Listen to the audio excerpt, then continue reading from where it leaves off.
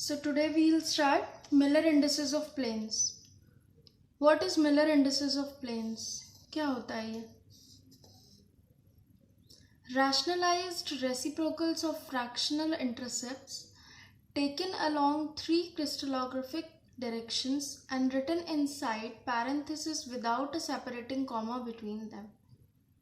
ये तो हो गई इसकी डेफिनेशन. बेसिकली मिलर इंडिसेस में क्या करते हैं हम कि इंटरसेप्ट्स लेते हैं, फ्रैक्शनल इंटरसेप्ट्स, ठीक है, उनका रेसिप्रोकल करते हैं, फिर उसका रैशनलाइजेशन करते हैं और एच के एल फॉर्म में रिप्रेजेंट कर देते हैं. कैसे, वो हम आगे. कॉमा इनके बीच में नहीं होता है. एक चीज़ ध्यान रखनी है कि they are always expressed as smallest integer. इसको हम आगे इसके ऊपर एक केस भी देखेंगे, तो इसीलिए इसको बहुत अच्छे से ध्यान रखना है कि मिलर इंडिसेस को हमेशा स्मॉलेस्ट इंटीजर के जैसे एक्सप्रेस किया जाता है. ठीक है. अब मान लीजिए कि ये हमारा डायग्राम है, बेसिकली क्यूबिक स्ट्रक्चर, जिसमें हमने ये एक्स प्लेन, वाई प्लेन और जेड प्लेन ले रही है. ठीक है. तो अब इसको मिलर इंडिसेस में कैसे रिप्रेजेंट करेंगे? हमने बताया था इंटरसेप्ट्स, रेसिप्रोकल्स, रैशनलाइजेशन और इंडिसेस. ठीक है. मान लीजिए कि हमने ले लिया plane A B C D. A B C D कौन सा प्लेन है? ए बी, ये प्लेन लिया है हमने, ए बी सी डी. अगर ए बी सी डी को हम एक्स डायरेक्शन में देखें, ठीक है, इंटरसेप्ट कैसे निकालते हैं? बात आएगी कि इंटरसेप्ट हम निकालते कैसे. तो इंटरसेप्ट क्या होता है, यहां हम लिख रहे हैं,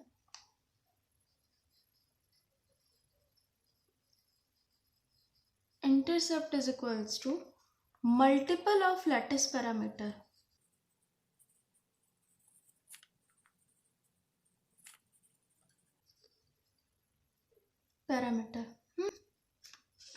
अब कैसे? इसका मतलब कि अगर हम बात करते हैं, मान लीजिए ये O है, और ये D है, OD की बात कर रहे हैं हम. ठीक है. तो अगर हम OD की बात करते हैं तो वो किसके बराबर है? A के बराबर है. मान लीजिए कि इस लेंथ को हमने A मान लिया, OD लेंथ A के बराबर है. तो ये A का मल्टीपल कुछ होगा कि नहीं होगा? यहाँ पे इंटू A, इसके अंदर हम फिल करेंगे मल्टीपल. तो क्या होगा? A का मल्टीपल अगर यहाँ कुछ नहीं लिखा है तो किसी भी चीज़ का अगर कोई मल्टीपल नहीं लिखा होता है तो हम क्या मानते हैं? 1. तो A का मल्टीपल क्या हुआ? 1. तो इसका इंटरसेप्ट क्या हुआ? 1. समझ आया? Multiple of lattice parameter. Lattice parameter से मतलब नहीं है, उसका जो मल्टीपल होगा उससे मतलब है. अगर किसी का कोई भी मल्टीपल नहीं गिवन है तो ऑब्वियस सी बात है कि उसका मल्टीपल 1 होगा. तो इस तरह अगर हम A B C D plane में एक्स एक्सिस की बात करें तो इसका इंटरसेप्ट क्या होगा? OD. तो यहाँ OD की अगर हम बात करते हैं तो इंटरसेप्ट अगर हम देखें,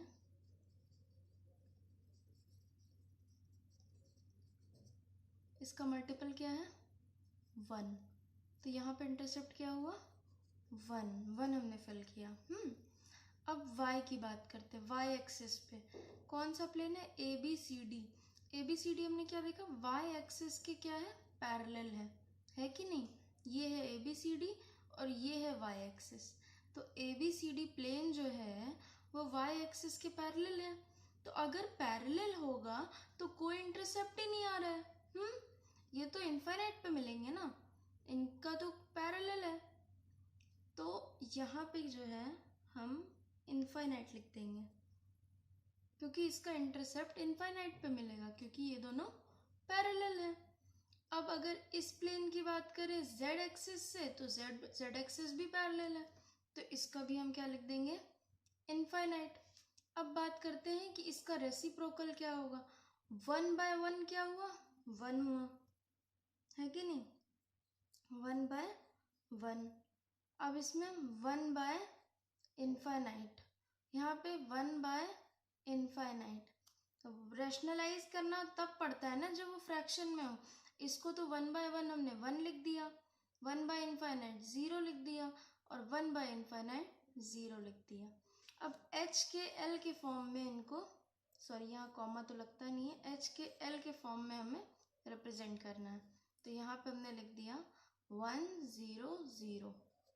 ठीक है, समझ आ रहा है। अब प्लेन हमने यहाँ पे लिया ई जी डी, ई जी डी।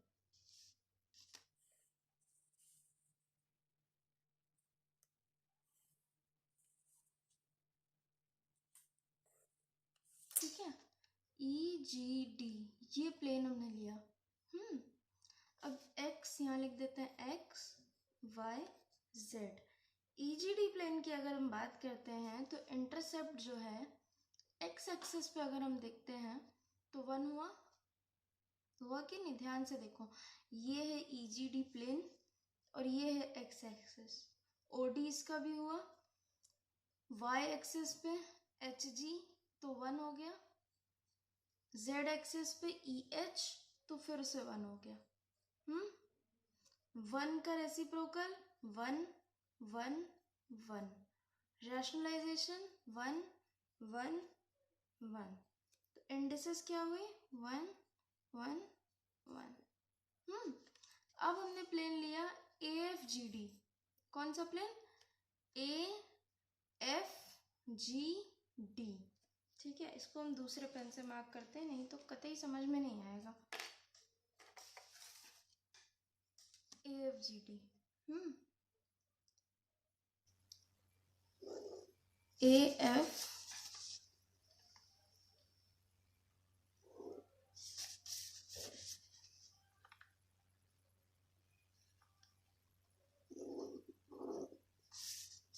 जी डी। ठीक है, रेड से जो मार्क किया है ए एफ जी डी। ए एफ जी डी की अगर हम बात करें तो अगर इंटरसेप्ट देखेंगे एक्स एक्सिस पे, ये एक्स एक्सिस है, तो इसका इंटरसेप्ट क्या हुआ, 1 हुआ। वाई एक्सिस पे ए एफ जी डी, यहाँ पे क्या हुआ, 1 हुआ दोबारा से। ए एफ जी डी, जेड के क्या हुआ, पैरेलल हो गया, इनफाइनाइट। रेसिप्रोकल निकालेंगे 1 1 1/इनफाइनाइट। रैशनलाइज करेंगे 1 1 0। इंडिसेस क्या हो गई, 1 1 0। इतना समझ में आया। हम बात करेंगे plane E F G H की।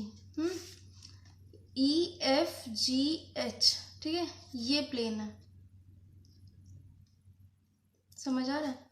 एक बार और मार्क कर दें।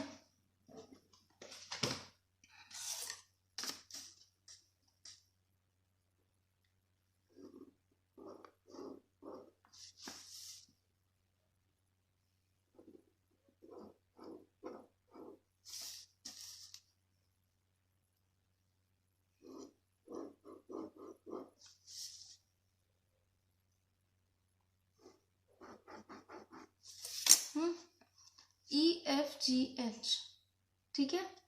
तो E F G H plane की अगर हम बात करें, यहाँ हमने लिखा है एक्स वाई जेड, यहाँ लिखा है इंटरसेप्ट, रेसिप्रोकल, रैशनलाइजेशन, और यहाँ आएंगी इंडिसेस। इंटरसेप्ट की अगर बात करें ई एफ जी एच के केस में, तो ये ई एफ जी एच है और यहीं से ओ से हमने देखा है कि एक्स एक्सिस का ओरिजिन है, तो इसका इंटरसेप्ट क्या हो जाएगा, 0 0 लिख दिया हमने। ठीक है, उसके बाद इसका 0 है तो रेसिप्रोकल क्या हो जाएगा, 1/0। 1/0 क्या होता है, इनफाइनाइट। तो इनफाइनाइट जब आया तो आपका ये मतलब दिमाग में ये बात आई कि नहीं आई कि इसकी एच वैल्यू क्या हो जाएगी, इनफाइनाइट हो जाएगी। और यहाँ पे हमने कहा था कि मिलर इंडिसेस जो हैं वो स्मॉलेस्ट इंटीजर होने चाहिए। तो जब स्मॉलेस्ट इंटीजर होना चाहिए तो ये इनफाइनाइट अगर आ गया तो गलत है कि नहीं? तो इसके केस में मिलर ने ये बात कही थी कि अगर कभी ऐसा केस आ जाए कि इनफाइनाइट हो जाए, बिगेस्ट क्वांटिटी आ जाए, तो हमें क्या करना है? यहाँ हम लिखते हैं, यहाँ लिखते हैं, Miller proposed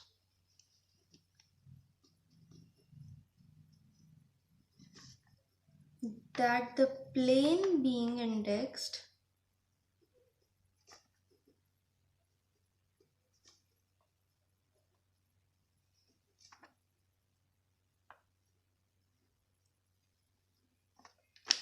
do not pass through origin.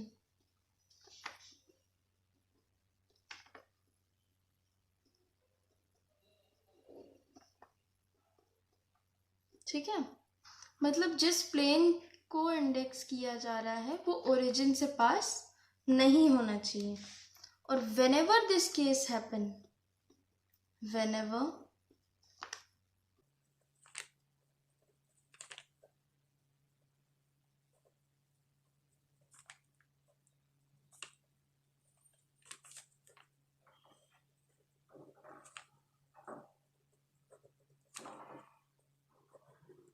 ठीक है, whenever this case happen you have freedom to shift origin.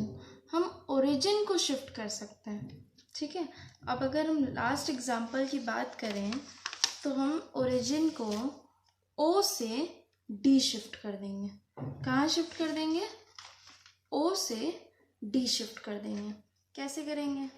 तो हमने यहाँ देखा कि ओ से डी ओरिजिन जब शिफ्ट करेंगे तो ये हो जाएगा जेड प्लेन,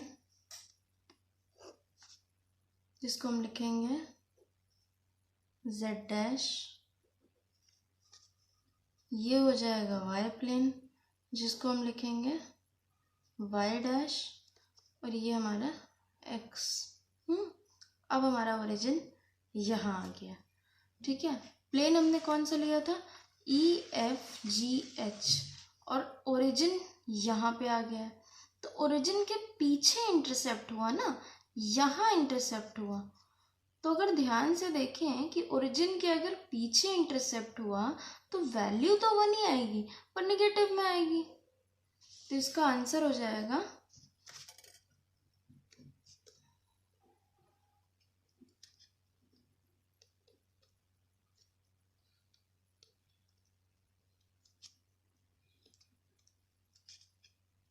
-1। इसका आंसर क्या हो जाएगा? -1। y की बात करें तो y पैरेलल है इससे, इस प्लेन के E F G H plane से y पैरेलल है, तो ये इनफाइनाइट हो जाएगा। z भी ध्यान से देखिए पैरेलल है, तो ये भी इनफाइनाइट हो जाएगा। ये -1 है तो 1/-1 हो जाएगा। इनफाइनाइट है, 1/इनफाइनाइट, 1/इनफाइनाइट। इसको हम 1 बार लिखेंगे, 0 0। इंडिसेस क्या हो जाएंगी? 1 बार, 0 0। ठीक है, समझ आया? अब इसी में हम प्लेन HFBD लेंगे। कौन सा प्लेन? HFBD। HFBD कहाँ है? HFBD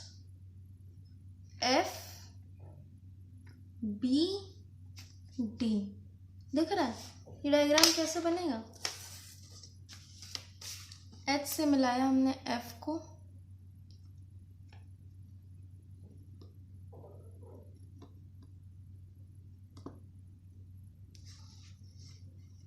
B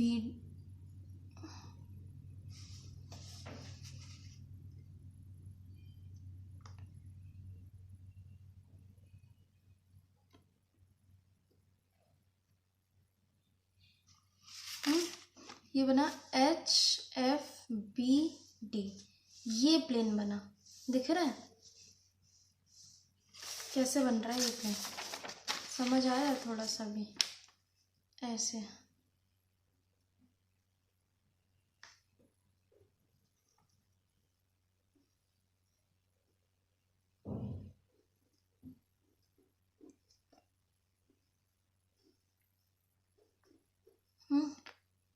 H F B D, ये कंपेयर हो रहा है इससे। तो अगर हम एच एफ बी डी की बात करें तो ये प्लेन है, यहाँ इंटरसेप्ट, रेसिप्रोकल, रैशनलाइजेशन और indices X Y Z. H F B D, H F B D की बात कर रहे हैं तो फिर से ओरिजिन यहाँ से तो लेंगे नहीं, यहाँ भी नहीं लेंगे, तो लेंगे कहाँ पे? ऑप्शन ही हमारे पास नहीं है, तो हमने ऑप्शन में जी इस जगह ओरिजिन ले लिया। ठीक है, जब यहाँ पे ओरिजिन ले लेंगे हम तो प्लेन हमारा ऐसे यहाँ एक्स वाई और जेड, ये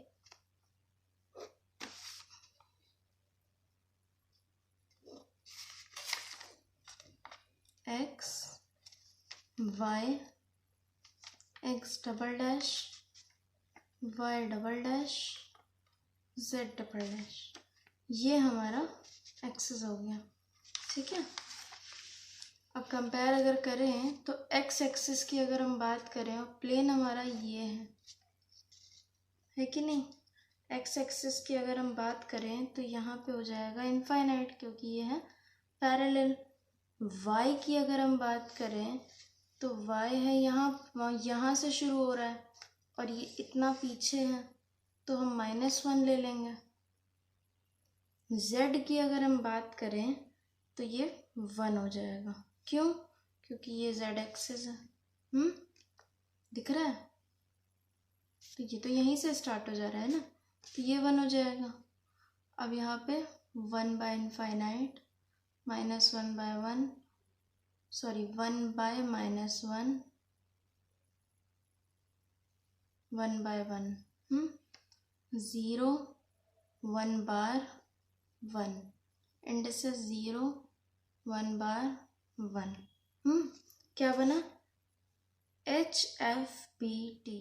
अब एक और चीज़ हम लेके देखेंगे, D E F C, D E F C, C ये है,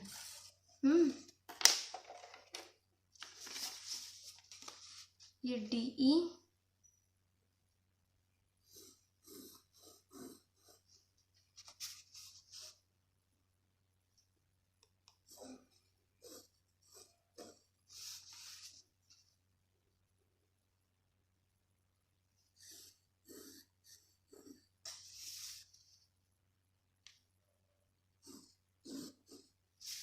ये लिया हमने, डी ई एफ सी।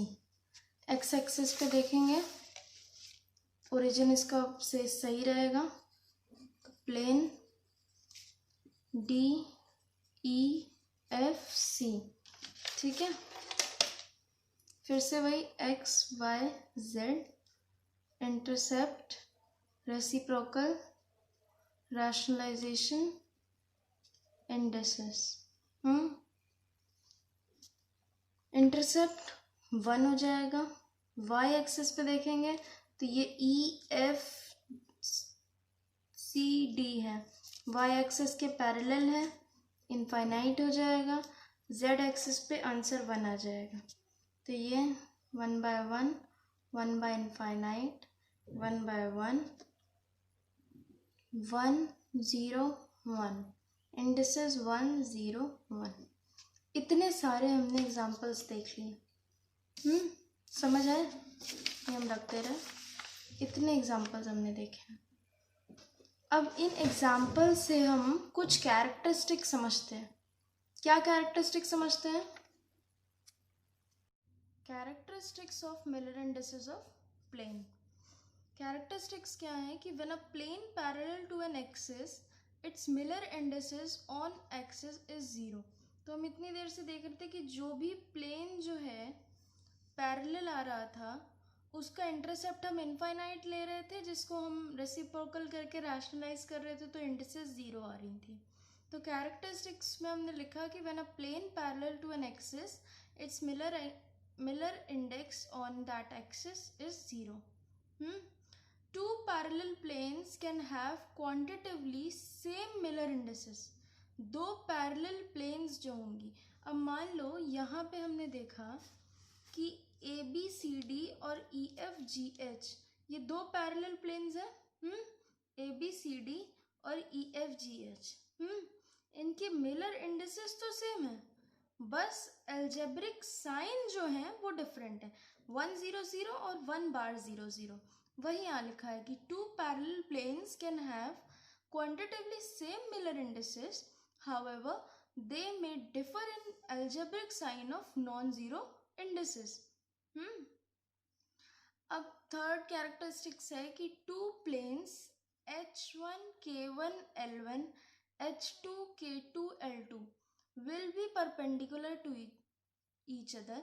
मतलब ये दो प्लेन्स H1 K1 L1 और H2 K2 L2 एक दूसरे से परपेंडिकुलर तब होंगे जब ये कंडीशन सेटिस्फाई करेगी, या फिर ये कह सकते हैं कि ये कंडीशन जब सेटिस्फाई कर रही होगी तो ये दोनों एक दूसरे के परपेंडिकुलर है. Vice versa H1 H2 plus K1 K2 plus L1 L2 is equals to 0. अब अगर हमें दो इंटरसेक्टिंग प्लेन्स के बीच में थीटा निकालना है, एंगल थीटा निकालना है, तो ये फॉर्मूला यूज़ करेंगे कि cos theta is equals to cos theta is equals to H1 H2 plus K1 K2 plus L1 L2 upon under root H1 square plus K1 square plus L1 square into under root H2 square plus K2 square plus L2 square. Okay, planes having smaller indices are far from those having larger indices. ठीक है, अब distance की बात आ रही है ना, फार या फिर कोई चीज़ दूर है या पास है वो तो डिस्टेंस से पता चलेगी. तो इंटरप्लेनर डिस्टेंस टर्म आया यहाँ पे, d is equals to interplanar distance का formula a upon under root H square plus K square plus L square है. इंटरप्लेनर डिस्टेंस क्या है? Interplanar distance is equals to distance between two parallel planes, one of which is passing through origin. दो parallel plane जैसे कि ये है, ये plane और ये प्लेन, ये दोनों एक दूसरे से पैरेलल हैं, और इसमें से एक प्लेन जो है ओरिजिन से पास हो रहा है. तो इंटरप्लेनर डिस्टेंस क्या हुआ? ये d. अब D111 निकालते हैं अगर, तो ये आएगा a अपॉन √3. D222 निकालेंगे तो a अपॉन 2√3. D333 निकालेंगे तो a अपॉन 3√3. तो इससे हमने क्या देखा कि सबसे ज़्यादा डिस्टेंस किसका है? इसका, a अपॉन √3 का, और सबसे स्मॉलर इंडिसेस किसकी हैं? इसी की हैं. तो यहाँ पे ये बात सेटिस्फाई होते हुए हमने देखी कि planes having smaller indices are far from those having larger indices. ठीक है.